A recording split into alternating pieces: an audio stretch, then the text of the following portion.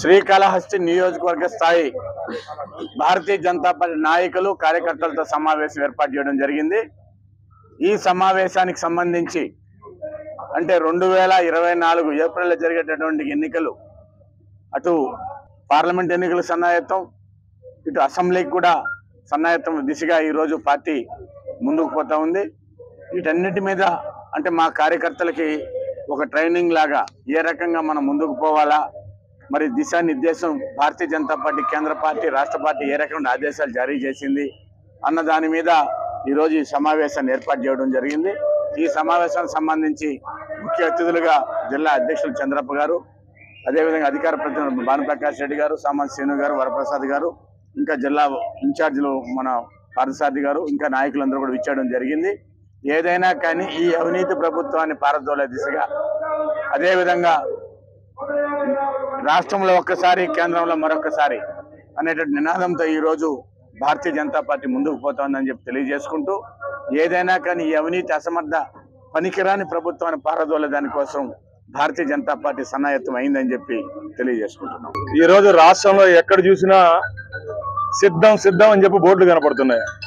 అయ్యా జగన్మోహన్ రెడ్డి గారు, మిమ్మల్ని ఇంటికి పంపించేదానికి ఆంధ్రప్రదేశ్ రాష్ట్ర ప్రజలు సిద్ధంగా ఉన్నారు।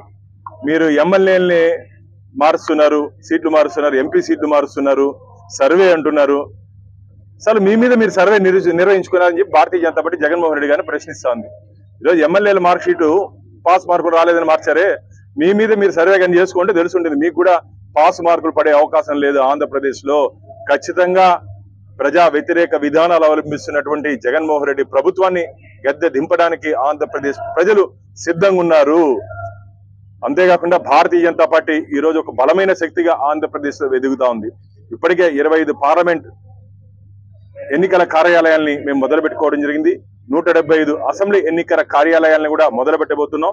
మొత్తం 175 అసెంబ్లీల్లో నిన్నటి నుంచి అన్ని అసెంబ్లీల్లో బూత్ స్థాయి సమావేశాలు, అదే అంతేకాకుండా ఎన్నికల కమిటీతో ప్రత్యేక సమావేశాలు నిర్వహించుకుంటూ ముందుకు పోతున్నాం। సంస్థాగతంగా భారతీయ జనతా పార్టీని బలోపేతం చేస్తూ ఆంధ్రప్రదేశ్ లో కూడా కమల వికాసానికి భారతీయ జనతా పార్టీ రాష్ట్ర శాఖ ప్రణాళికలతో ముందుకు పోతోంది। మాకైతే గట్టి విశ్వాసం, నమ్మకం ఉంది। నరేంద్ర మోడీ గారి అభివృద్ధి నినాదం ఆంధ్రప్రదేశ్ లో కూడా పనిచేస్తుంది। ఈ డబుల్ ఇంజిన్ సర్కార్ ఆంధ్రప్రదేశ్ లో రావాలని చెప్పి ఆంధ్రప్రదేశ్ ప్రజలు ఆకాంక్షిస్తున్నారు।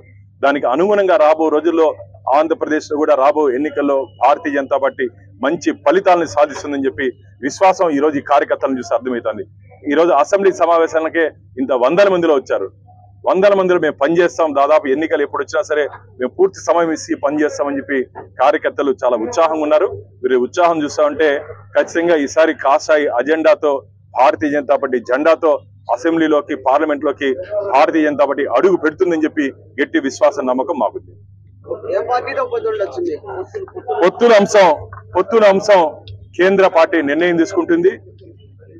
భారతీయ జనతా పార్టీ ఒక జాతీయ పార్టీ కాబట్టి పొత్తుల అంశం రాష్ట్ర పరిధిలో చర్చించే అంశం కాదు।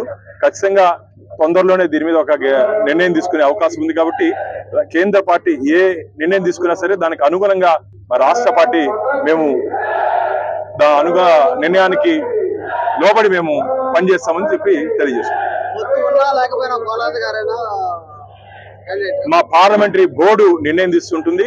ఖచ్చితంగా కష్టపడే నాయకులకి, కార్యకర్తకి భారతీయ జనతా పార్టీ ఖచ్చితంగా గుర్తింపు ఇస్తుంది అని చెప్పి ఖచ్చితంగా రాష్ట్ర పార్టీ తరఫున తెలియజేసుకుంటుంది।